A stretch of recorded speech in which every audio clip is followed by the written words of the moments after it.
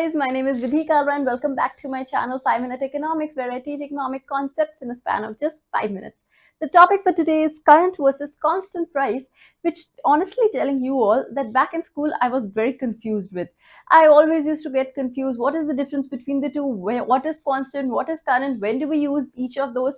So I thought why not to make a separate video regarding this topic so that anyone who has any doubt regarding this can just watch this video and be clear with their doubts.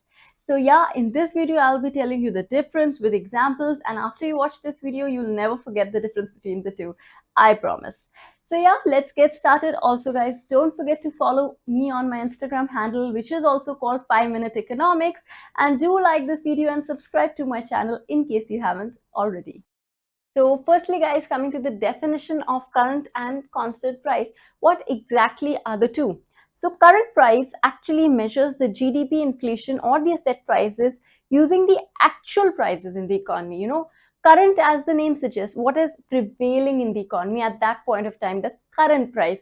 Here we haven't adjusted for any inflation. When we keep it into account, sometimes we do tend to take inflation. I will ahead be telling you a table with the help of which then you'll clearly understand what exactly am I saying. But for now, just understand that under current prices, we see the current price, as the name suggests, the actual, the prevailing price. No adjustment for inflation is made over here.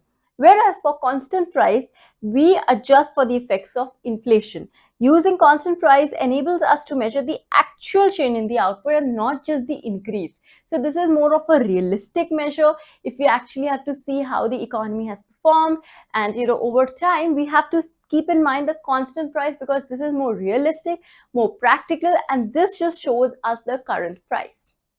Moving ahead to an example with the help of which you can easily understand the concept and why do we actually use constant price, and now you will actually come to know what the crux of this topic is.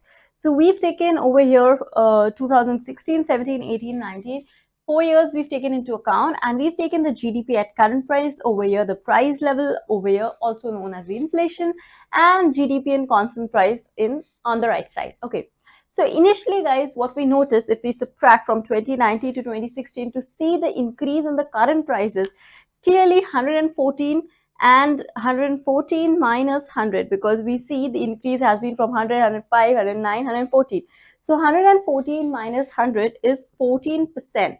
So basically, guys, 14% is an increase in the GDP at current price. However, in those years, what happens is price level has also increased. Okay, so from 100, 102, 104, 106, price level has increased by 6%. Now what has happened? Now because the price has also increased, you are saying, okay, theek hai, chalo GDP बढ़ रहा है, we say, maybe if we talk in terms of wages, your wages have been increasing, from 2016 to now, what you are earning, maybe 4-5 years down the line, you are earning a lot, in comparison. But have you seen that inflation has also increased? Now the same thing, petrol 4-5 years back and petrol now, just taking a very small example of one thing, we know that if we talk about our parents' time, in those days they used to earn less, but they're now they're earning. If we say, okay, you used to earn that much, but because there was not that much inflation also, now even if we are earning a good amount, but the price level and inflation in the economy is so much that we are unable to adjust to it, right? Why is that happening? Because though the GDP at current price has increased by 14%, that's a good thing, but the price level has also increased by 6%. So if we see the actual or the true picture of the economy is shown by GDP and constant price, which is actually, if we subtract 14 minus 6, which is actually equal to 8%, and we can clearly see 100, 103, 5, 800, 8 minus 100 is 8%. So that is the actual growth. This 14 is like superficial thing. We will say, okay, 14 is a very good increase in the GDP, but that is okay. There has been increase in the price level also, so it is but obvious that GDP is increasing. We have to find out what is the actual increase through the help of GDP and constant price, and that is 8%, which shows us the mirror, and we should not get happy with 14%, but actually see the true picture, which is 8%. So moving ahead to the importance of current and constant prices. So actually this has been covered previously also, because Right now, while explaining you the definition and the example, I told you that for the actual picture, for the true picture, we need to necessarily use both of them to know what the scenario is. Again, I'll take one more example. If one person is earning supposedly 40,000 a year and now he is earning 70,000 a year, that is a substantial increase, right?